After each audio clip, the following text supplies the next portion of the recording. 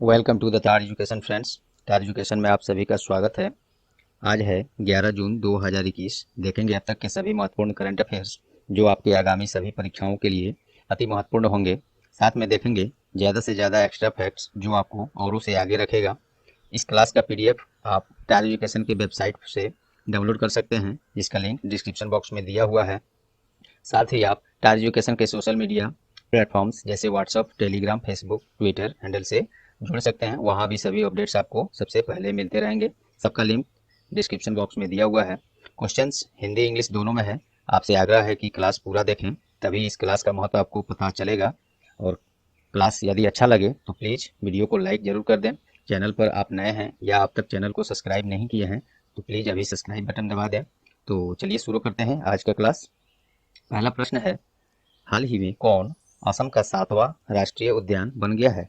हाल ही में कौन असम का 7वां नेशनल पार्क बन गया है? तो इसका सही जवाब है देहिंग पटकाई। ये असम राज्य का 7वां नेशनल पार्क अर्थात राष्ट्रीय उद्यान बन गया है। इसके पहले एक दो रोज पहले असम में असम का 6ठा राष्ट्रीय उद्यान एक और बना था, उसका नाम था रायमोना। ये असम का 6ठा राष्ट्रीय उद्यान बना था और ये 7वां हो गया। ये 2-3 दिन के अंदर में दोनों ये बना है। इसके पहले असम में 5 राष्ट्रीय उद्यान थे, नेशनल पार्क थे। उनका नाम है सब काजीरंगा, मानस, नामेरी, ओरांग एंड दिब्रू साईखोवा। ये पांचों काफी इंपॉर्टेंट हैं। पांचों कई बार एग्जाम्स में, खासकर ये मानस और काजीरंगा तो अनेकों बार पूछा जा चुका है। और ये इंपॉर्टेंट दोनों हो गया। अब नया में रायमोना और देहिंग पटकाई। तो ये टोटल कुल मिलाकर असम में अब 7 राष्ट्रीय उद्यान हो गए। इसी के साथ यह भारत का तीसरा सबसे अधिक राष्ट्रीय उद्यान वाला राज्य भी बन गया, ये भी ध्यान रखेंगे। तो ये तीसरा बन गया, तो पहला कौन है? तो मध्य प्रदेश 12 राष्ट्रीय उद्यानों के साथ पहले स्थान पर, और अंडमान निकोबार 9 राष्ट्रीय उद्यान के साथ दूसरे स्थान पर है, और तीसरा ये असम 7 नेशनल पार्क के साथ तीसरा राज्य बन गया सबसे अधिक में। अब चलिए बाकी ऑप्शंस देख लेते हैं। काफ़ी आसान हैं, कुछ लोग को ये याद भी होंगे, और ये सब रिपीटेड हैं जो कि हाल के एग्जाम्स में पूछे जा चुके हैं। गिर नेशनल पार्क ये कहाँ है? तो ये गुजरात में है। हेमिश नेशनल पार्क ये जम्मू कश्मीर में है। और बांदीपुर नेशनल पार्क ये कर्नाटक में है। तो इस प्रश्न से इतने फैक्ट्स आपको मिले। उम्मीद करता हूँ ये आपको पसंद आए होंगे। चलिए नेक्स्ट प्रश्न देखते हैं। द इकोनॉमिस्ट इंटेलिजेंस यूनिट के द्वारा जारी रिपोर्ट ग्लोबल लिवेबिलिटी इंडेक्स में कौन सा शहर दुनिया का सबसे अच्छा रहने योग्य शहर बन गया है? तो इसका सही जवाब है ऑकलैंड। ऑकलैंड न्यूजीलैंड के सुंदर और बड़े शहरों में से एक है। ये न्यूजीलैंड में है। यही बन गया है दुनिया का सबसे अच्छा रहने योग्य शहर, ऑकलैंड। और न्यूजीलैंड से है तो उसके बारे में देख लेते हैं। Capital Wellington, currency New Zealand dollar, और प्रधानमंत्री वहाँ जेसिंडा अर्डर्न है। इनको हाल ही में टाइम्स पत्रिका द्वारा 50 बड़े शक्तिशाली नेताओं की सूची निकाली गई थी, उसमें ये पहले स्थान पर आई थी जेसिंडा अर्डर्न। ये भी आप लोग ध्यान रखेंगे। चलिए बाकी ऑप्शन देखते हैं। दिल्ली हाल ही में न्यूज में रहा था वेन्यू से संबंधित। तो यहाँ पे 51वां हस्तशिल्प और उपहार मेला का उद्घाटन दिल्ली में हुआ था हाल ही में। ओमान की न्यूज में है। तो यहाँ पे FIH हॉकी 5S विश्व कप का पहला संस्करण का मेजबानी ये ओमान में ही होगा। ओमान की राजधानी कहाँ है? मस्कट है। और बेलग्रेड, ये यहाँ पे मेंस वर्ल्ड बॉक्सिंग चैंपियनशिप 2021 का आयोजन बेलग्रेड में ही होगा। बेलग्रेड कहाँ है? तो सर्बिया की राजधानी है। चलिए नेक्स्ट देखते हैं। हाल ही में कौन सा देश बिटकॉइन को लीगल टेंडर का दर्जा देने वाला विश्व का पहला देश बन गया? पहला शब्द लग गया तो ये इंपॉर्टेंट हो जाता है, इसको ध्यान देंगे। तो पहला देश कौन बन गया है बिटकॉइन को लीगल टेंडर का दर्जा देने वाला? तो इसका सही जवाब है अल सल्वाडोर। ये बिटकॉइन को लीगल टेंडर का दर्जा दे दिया है और ये पहला देश है, तो काफ़ी इंपॉर्टेंट हो गया। अल सल्वाडोर ने दिया है। तो इसकी राजधानी क्या है? सैन सल्वाडोर, और करेंसी है US डॉलर। और ये क्रिप्टो बिटकॉइन जो है, बिटकॉइन क्या है? ये एक क्रिप्टो करेंसी है जो कि हार्ड में ये सॉफ्ट में होता है। इसको फिजिकली आप लेन देन नहीं कर सकते, ये जब भी करना होगा सॉफ्ट मनी इसको कह सकते हैं। तो इसको ऑनलाइन ही ट्रांजैक्शन इसका होता है, और इसमें इन्वेस्ट भी लोग करते हैं तो ऑनलाइन ही किया जाता है, और उसका प्रॉफिट या लॉस ऑनलाइन ही आपको वॉलेट या अकाउंट्स में आता है, और उसी से कुछ भी परचेज या इन्वेस्टमेंट किया जा सकता है। तो ये ऑनलाइन इन्वेस्टमेंट और डिपॉजिट का ये जरिया है, इसको फिजिकली आप कुछ भी नहीं कर सकते इससे। तो वही है ये बिटकॉइन, इसी को मान्यता दे दिया है और अल सल्वाडोर ने। तो चलिए बाकी ऑप्शन देखते हैं। चीन के न्यूज में रहा है इसलिए।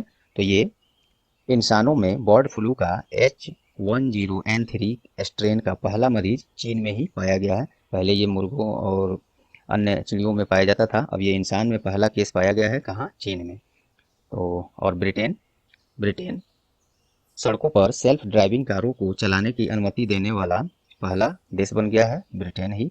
और रूस रूस के द्वारा जानवरों के लिए दुनिया की पहली कोविड-19 वैक्सीन बनाया गया है। किसके द्वारा? रूस के द्वारा। और उस वैक्सीन का नाम क्या है? तो कार्निवैक कोव। कार्निवैक कोव ये वैक्सीन का नाम है, जानवरों के लिए है, पहली है, रूस ने बनाया है, इसलिए न्यूज में है। चलिए नेक्स्ट देखते हैं। इंडिया थाईलैंड की समन्वित गश्ती अभ्यास जिसका नाम है इंडो थाई कॉर्पेट का 31वां संस्करण कहाँ शुरू किया गया है? तो अंडमान सागर में। इस अभ्यास में भारतीय नौसेना और थाईलैंड की रॉयल थाई नौसेना भाग लेगी। इसका नाम क्या है? Indo Thai कॉर्पेट। ये अंडमान सागर में आयोजित हो रहा है। और चलिए बाकी ऑप्शन देख लेते हैं। बेंगलुरु, ये न्यूज में हाल ही में क्यों रहा है? तो यहाँ पे इंडियन ग्रैंड प्रिक्स का आयोजन करने का घोषणा बेंगलुरु में ही किया गया है। अल्बानिया, यहाँ पे हाल ही में नाटो सैन्य अभ्यास का आयोजन अल्बानिया में हुआ था। और ताशकंद, ये कहाँ? ये पुरुष मुक्केबाजी विश्व चैंपियनशिप 2023 का पुरुष मुक्केबाजी विश्व चैंपियनशिप का आयोजन ताशकंद में ही होगा। ताशकंद कहाँ है? उज्बेकिस्तान की राजधानी है, यहीं पे होगी। चलिए नेक्स्ट। हाल ही में भारत सरकार द्वारा LIC life insurance corporation of India के चेयरमैन का कार्यकाल अगले 9 महीने के लिए अर्थात मार्च 2022 तक के लिए बढ़ा दिया गया है। तो उनका नाम क्या है? अर्थात वर्तमान में LIC के चेयरमैन कौन है जिनका कार्यकाल बढ़ाया गया है? तो इसका सही जवाब है MR कुमार। LIC के बारे में देख लेते हैं। Life insurance corporation of India, स्थापना 1 सितंबर 1956, हेडक्वार्टर मुंबई है और चेयरमैन तो वही MR कुमार होगा। चलिए बाकी ऑप्शन देख लेते हैं, काफी इंपॉर्टेंट से ये। अनूप चंद्र पांडे, ये हाल ही में चुनाव आयुक्त बनाए गए हैं। अनूप चंद्र पांडे चुनाव आयुक्त बनाए गए हैं। तो ये तो चुनाव आयुक्त हैं। मुख्य चुनाव आयुक्त कौन है अभी? तो सुशील चंद्रा है मुख्य चुनाव आयुक्त। वैसे थोड़ा सा एक यहाँ पे एक लाइन और एक्स्ट्रा चर्चा कर ही देता हूँ। जो चुनाव आयुक्त है भारत सरकार, भारत सरकार का जो चुनाव आयुक्त है, इलेक्शन कमीशन ऑफ इंडिया, इसमें एक मुख्य चुनाव आयुक्त होते हैं और 2 चुनाव आयुक्त होते हैं। तो मुख्य चुनाव आयुक्त कौन है? सुशील चंद्रा। और चुनाव आयुक्त में एक तो हो गए अनूप चंद्र पांडे और एक और कौन है? एक है राजीव कुमार। चुनाव आयोग की स्थापना 25 जनवरी 1950 में हुई थी। मुख्यालय उसका नई दिल्ली है। तो ये सब रहा इसमें, एक ही ऑप्शन में इतना फैक्ट्स। काफी ये आपको एक्स्ट्रा फैक्ट जहाँ जो जरूरत है दे देना उचित होता है, क्योंकि रटना नहीं है, धीरे धीरे इसको आप बस डेली क्लास जो है आप अटेंड करें। धीरे धीरे सभी प्रश्न सभी फैक्ट्स आपको दिमाग में बैठते जाएंगे। किसी को ज़्यादा जोर दबाव देकर रटने की जरूरत नहीं है। चलिए बाकी ऑप्शन देखते हैं। अब्दुल्ला शाहिद, ये हाल ही में संयुक्त राष्ट्र महासभा अर्थात यूनाइटेड नेशन जनरल असेंबली के अध्यक्ष बनाए गए हैं अब्दुल्ला शाहिद। और ये कहाँ के हैं? ये मालदीव या कहीं के, ये मुख्य मालदीव के, हाँ, विदेश मंत्री हैं, सॉरी, मालदीव के विदेश मंत्री हैं अब्दुल्ला शाहिद। इन्हीं को संयुक्त राष्ट्र महासभा के अध्यक्ष बना दिया गया है।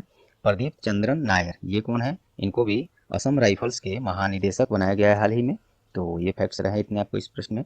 चलिए नेक्स्ट। हाल ही में अंतर्राष्ट्रीय स्तर के जाने माने राष्ट्रीय बॉक्सर का निधन हो गया है, उनका नाम क्या है? तो इसका सही जवाब है डिंको सिंह। डिंको सिंह, ये मणिपुर साइड से थे, इनका निधन हो गया है। भारतीय बॉक्सर थे ये अंतर्राष्ट्रीय स्तर के, इनका निधन हो गया। और ये मणिपुर के थे, यहाँ देखिए है भी। और चलिए बाकी ऑप्शन देखते हैं। कालीपट्टनम रामाराव, ये कौन थे? तो ये साहित्य अकादमी से सम्मानित जाने माने तेलुगु लेखक और कवि थे, इनका भी हाल ही में निधन हो गया है। और लक्ष्मण नंदन बोरा, ये कौन है? तो ये पद्मश्री से सम्मानित असमिया साहित्यकार थे, इनका भी हाल ही में निधन हो गया। अनिरुद्ध जगन्नाथ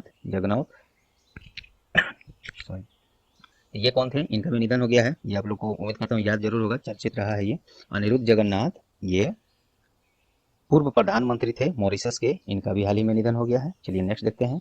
हाल ही में आंध्र प्रदेश सरकार द्वारा छोटे एवं लघु विक्रेताओं और कारीगरों की सहायता हेतु कौन सी ऋण योजना का शुरुआत किया है? तो इसका सही जवाब है जगन्नाथ थोडू योजना। ये आंध्र प्रदेश सरकार का योजना है जगन्नाथ थोडू योजना। इसकी है ये, तो छोटे और लघु विक्रेताओं कारीगरों की ऋण सहायता करने के लिए एक ऋण योजना है जगन्नाथ थोडू योजना। तो ये एक ब्याज मुक्त ऋण योजना है, आंध्र प्रदेश ने शुरू किया है, उसके बारे में देख लेते हैं। मुख्यमंत्री YS जगन मोहन रेड्डी, काफ़ी काइंड पर्सन है ये। और इसकी राजधानी आंध्र प्रदेश की 3 ठो है, एक है अमरावती, दूसरा विशाखापट्टनम और एक कुर्नूल। गवर्नर कौन है? विश्वभूषण हरिचंदन। अब बाकी ऑप्शन देख लेते हैं। वात्सल्य योजना, ये हाल ही में कोविड-19 के कारण अनाथ हुए बच्चों के लिए वात्सल्य योजना का शुरुआत कौन किया था? उत्तराखंड सरकार ने। उसकी देखरेख, उसकी सुरक्षा और उसकी शिक्षा दीक्षा सब उत्तराखंड सरकार वात्सल्य योजना के तहत उन बच्चों को करेंगे जो कोविड-19 के कारण अनाथ हो चुके हैं। ये वात्सल्य योजना बस याद रखेंगे, उत्तराखंड सरकार का योजना है। अंकुर स्कीम, ये मध्य प्रदेश सरकार का स्कीम है। इसके अंतर्गत इस मानसून में ज़्यादा से ज़्यादा जो लोग पेड़ पौधे लगाएंगे उनको पुरस्कृत किया जाएगा। अंकुर स्कीम मध्य प्रदेश सरकार के द्वारा। अमृत वाहिनी, ये झारखंड सरकार का एक स्कीम एप्लीकेशन है जिसके द्वारा अस्पतालों में बेड की ऑनलाइन बुकिंग किया जा सकता है इसी एप्लीकेशन के द्वारा, जिसका नाम है अमृत वाहिनी, झारखंड सरकार के द्वारा। चलिए नेक्स्ट, हाल ही में पूर्व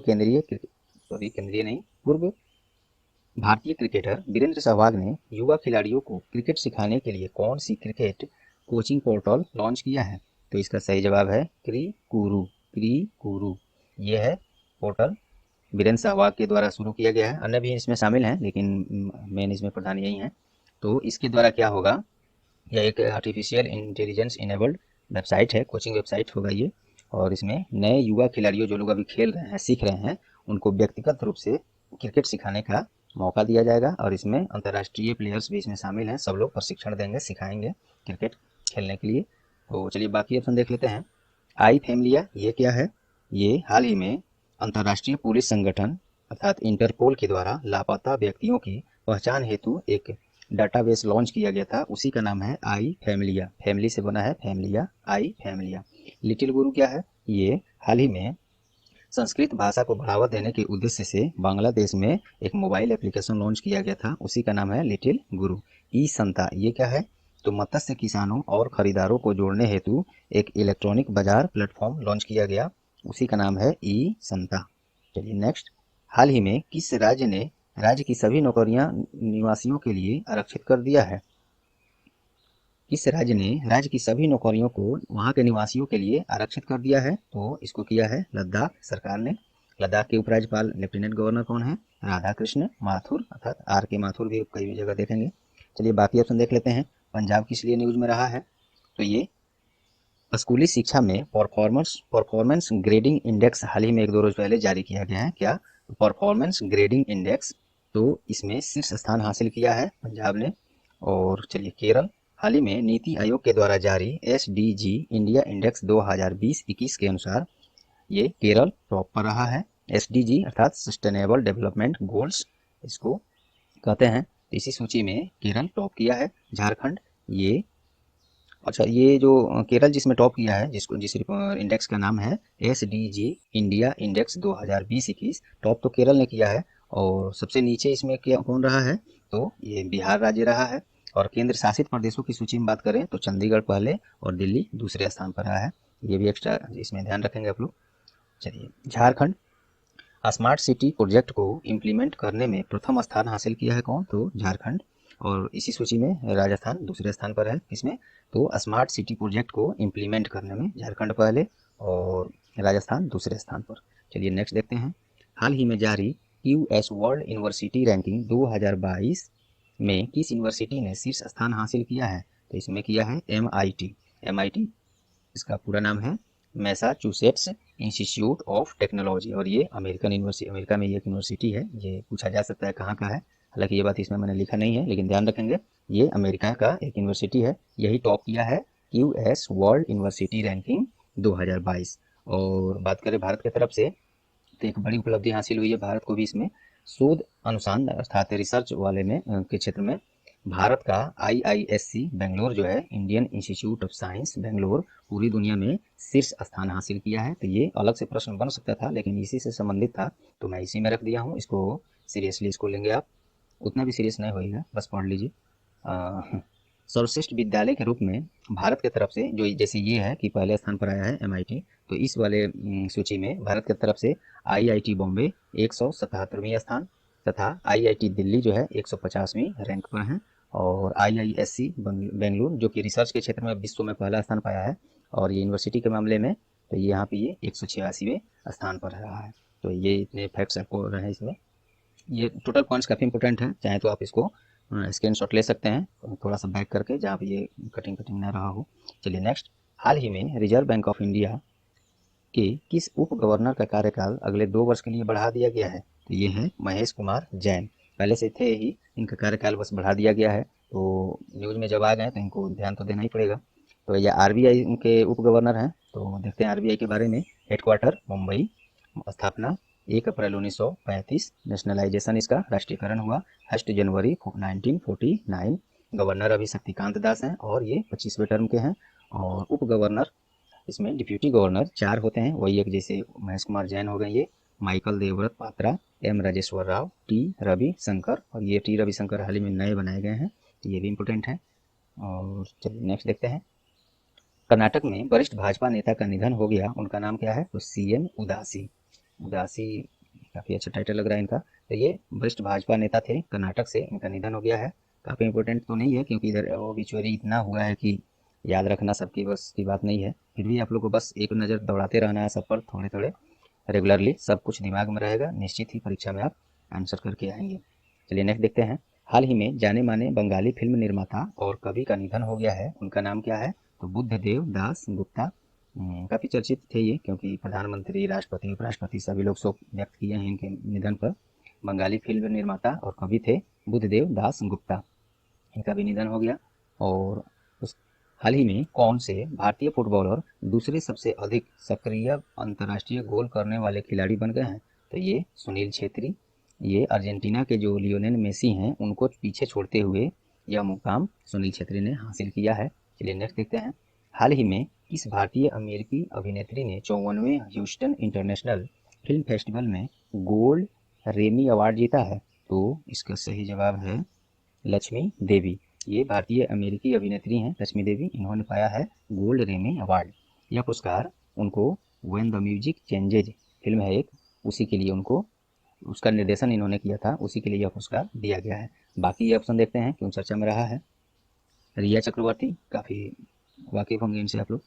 रिया Chakraborty, the Times 15 most desirable woman 2020 की सूची निकाला गया था। फिर से सुन लीजिए, the times 50 most desirable women 2020 सूची जो निकाला गया था उसमें पहले स्थान पर रिया चक्रवर्ती हैं।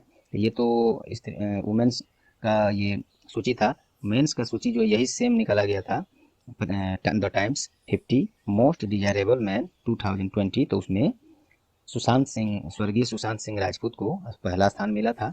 और टाइम्स मैगजीन का ये रिपोर्ट है, और ये कहाँ का क्या है? तो अमेरिका का एक न्यूज़ मैगजीन है और वेबसाइट भी है। शेफाली वर्मा क्यों न्यूज़ में रही हैं?